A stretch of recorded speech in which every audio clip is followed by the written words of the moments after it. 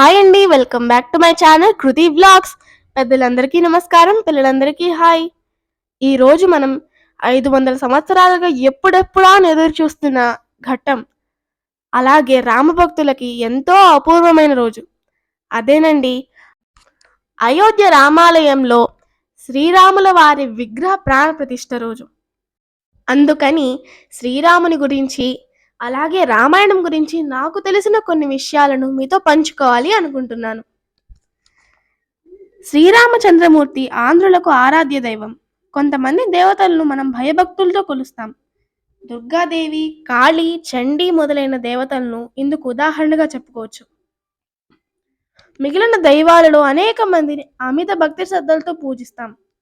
కానీ అతి కొద్ది దేవతలను మనలో ఒకవాడన్న విధంగా కొలుస్తాం. అటువంటి వాడు శ్రీరామచంద్రుడు. రాముడు మనందరివాడు, అందరికీ ఇష్టుడు. రాముని మనం ప్రేమిస్తాం. మన హృదయాలకి ఎంతో దగ్గరైన బంధువులాగా భావిస్తాం.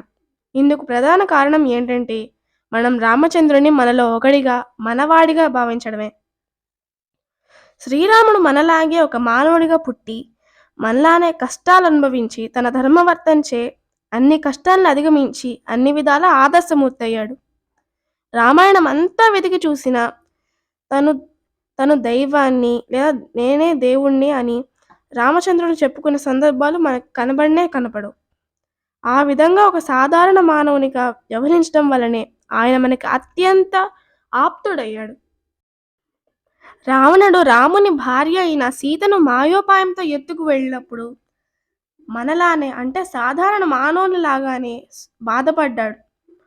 అర్థాంగి అయిన సీత కోసం భూమండలం మొత్తం వెతికాడు. మహాశక్తివంతుడైన రావణుడితో యుద్ధం చేశాడు, అతన్ని ఓడించాడు. అంతేగాని మరో వివాహం అనే ఆలోచననే రానియలేదు. అందుకే శ్రీరాముణ్ణి ఏకపత్ని వ్రతుడు అంటారు. సీత కోసం రావణునితో యుద్ధం చేయడం ద్వారా భార్యను రక్షించవలసిన బాధ్యత భర్తదేనని తెలియచెప్పాడు. శ్రీరాముడు తన శత్రువు విషయంలో కూడా ఆదర్శనీయంగానే ఉన్నాడు. రావణునితో యుద్ధం చేసే సమయంలో ఒకరోజు రావణుడు శక్తిహీనుడవుతాడు. ఈ విషయాన్ని గమనించిన శ్రీరాముడు, రావణా, నువ్వు ఇప్పుడు యుద్ధం చేయగలిగే స్థితిలో లేవు.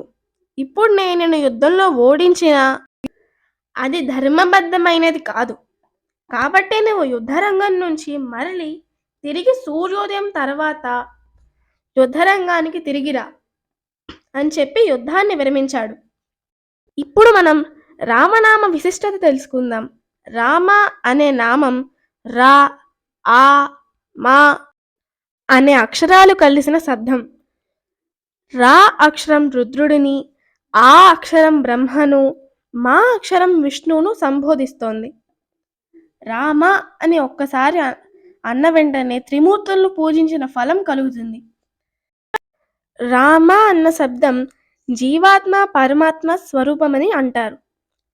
రామనామంలో రా అని పలికినప్పుడు ఆ శబ్దం నుంచి ఎన్నో జన్మల పాపాలు బయటికి పోతాయి.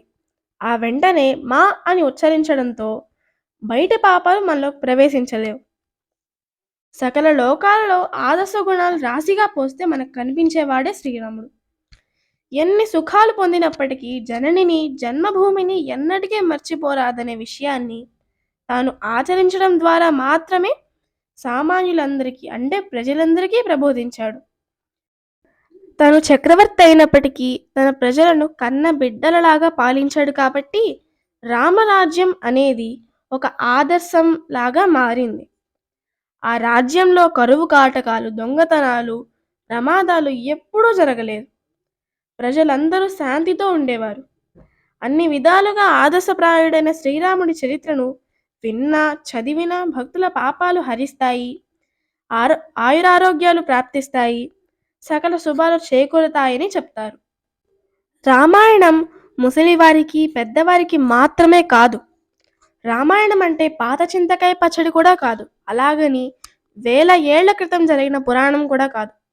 రామాయణం అంటే ఒక తండ్రికి కొడుకు మీద ఉన్న ప్రేమ, ఒక కొడుకుకి తండ్రి మీద ఉన్న గౌరవం, ఒక భర్తకి భార్య మీదున్న బాధ్యత, ఒక భార్యకి భర్త మీదున్న నమ్మకం, ఒక అన్నకి తమ్ముడి మీదున్న విశ్వాసం, ఒక తమ్ముడికి అన్న మీదున్న మమకారం, ఒక మనిషిలో బలం, మరొక మనిషిలో స్వార్థం, ఒకరి ఎదురు చూపులు, మరొకరి వెతుకులాటలు, అండగా నిలిచిన మనుషులు అన్నీ కలిపి మనిషి మనిషిగా బ్రతకడానికి అవసరమైన నిఘంటువు రామాయణం. మానవ ధర్మానికి ప్రతీక శ్రీరాముడు. అందుకే రామో విగ్రహవాన్ ధర్మ అని అంటారు. సీతాదేవి పతివ్రత ధర్మానికి ప్రతీక, లక్ష్మణుడు భ్రాతృధర్మానికి ప్రతీక, హనుమంతుడు భక్తికి ప్రతీక.